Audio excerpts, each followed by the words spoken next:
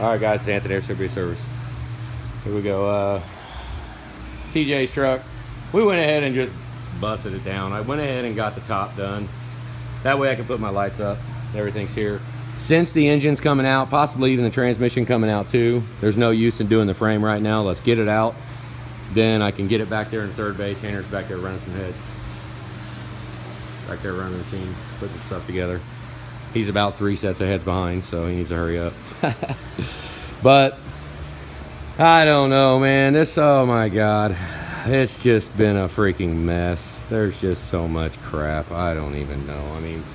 I mean, what I've been finding now, I don't know if people are using, this is the second bulletproof diesel coolant pump I've seen that's leaking. But it's not leaking from the weep hole from the pump or the bearing seal or whatever the hell you want to call it. It's leaking from the O-ring that goes around it that seals it into the front cover. So I don't know what's going on with these, because I actually have never seen a bulletproof diesel coolant pump that did not leak from right here. Every one I've ever taken off of a truck had been leaking. And so hopefully I'm going to put a Ford O-ring on it. Hopefully it goes in all right and everything's good. I hope. I mean, it's just, I don't know. And then our exhaust brake lines, yeah, I saw what you meant right there. Melted up. We can probably just, what we ought to do is wrap that. We'll put it up in something.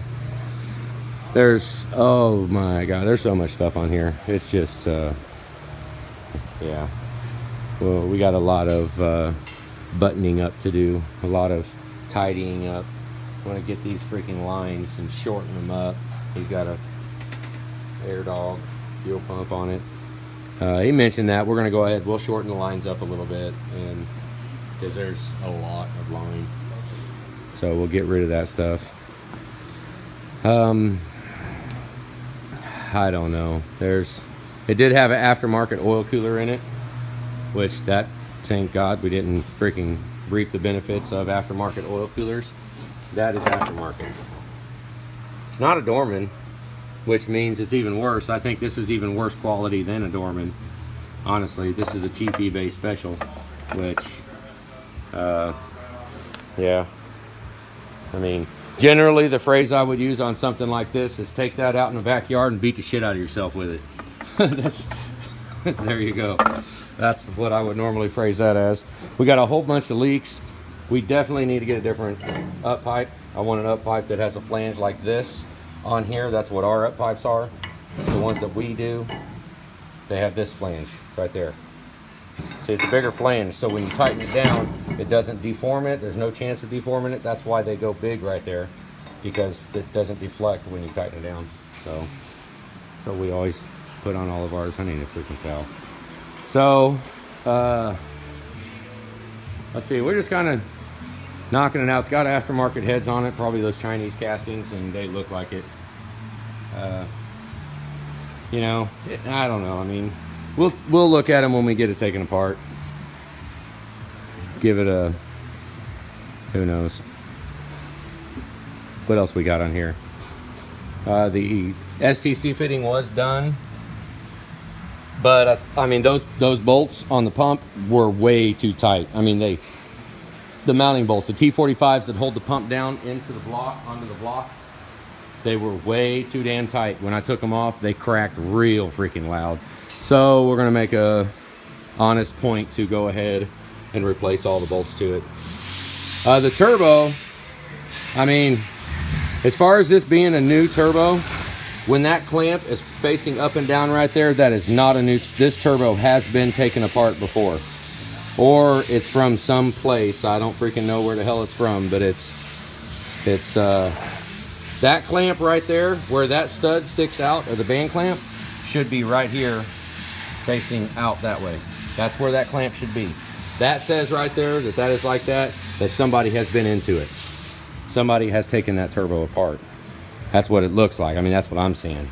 That's what, look at that. We got the bolts here. I don't know why the hell, because the 6-liter stud kit, well, I mean, I don't know. All the ones I bought, they don't come with that. 6-4 stud kits come with that. The 6-liter does not come with the upper head bolts.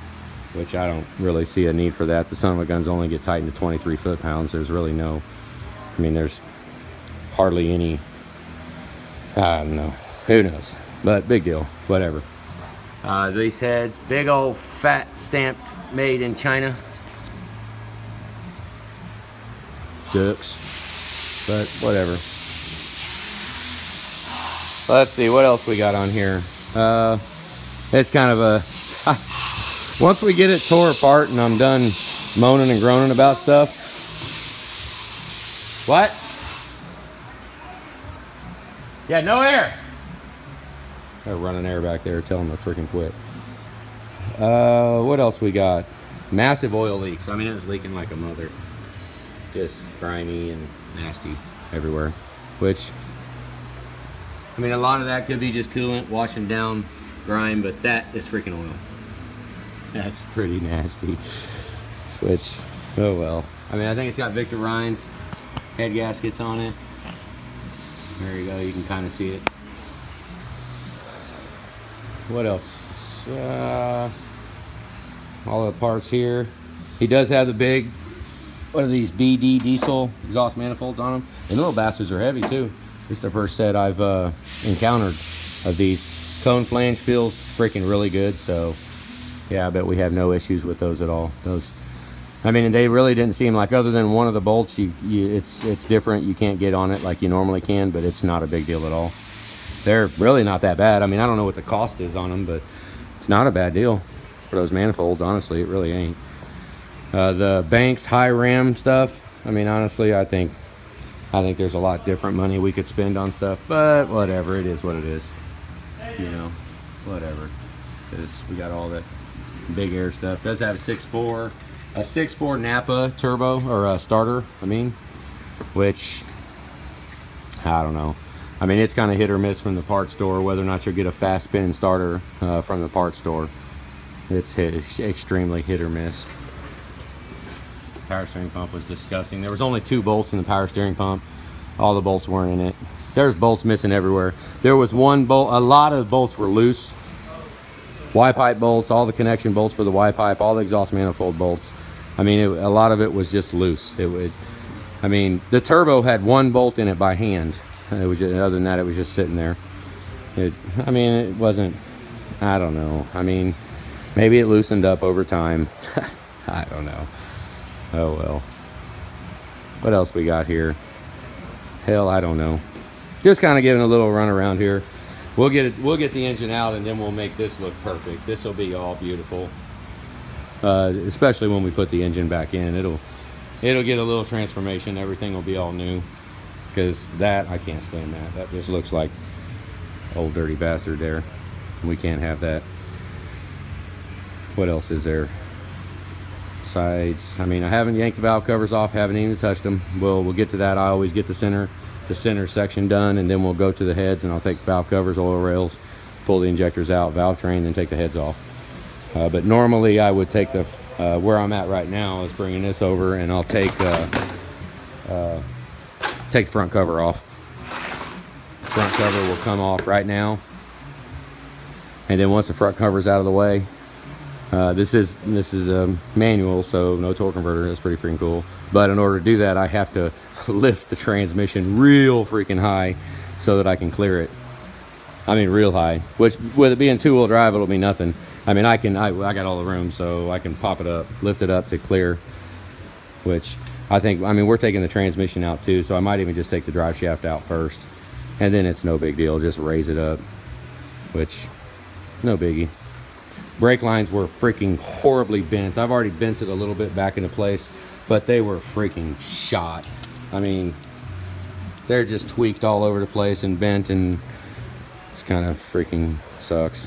But I mean, once I get it power washed, we can go and I'll readjust all that. And I mean, brake lines, you know, it sucks to bend them back because there's only so many bends that you have before, you know, it breaks. But it'll be all right. We'll be careful with it.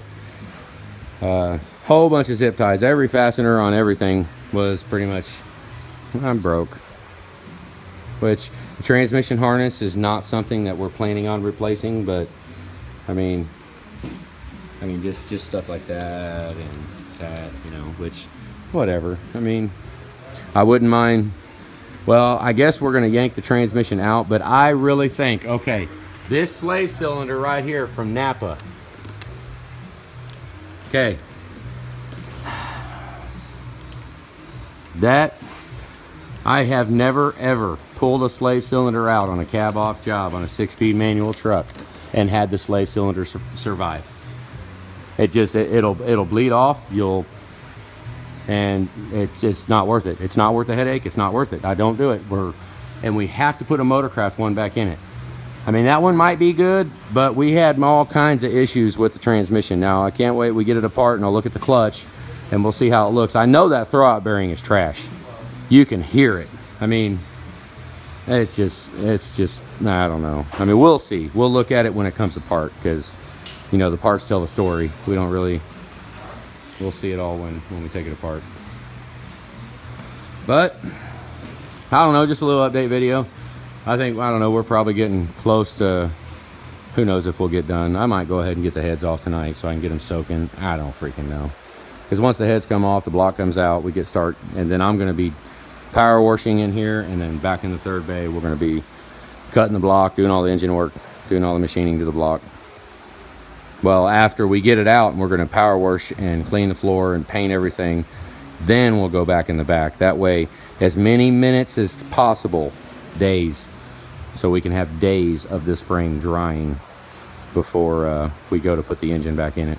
Because I'll build the short block right here, and then we'll drop that sucker in, get the heads done, drop them on, boom, there you go.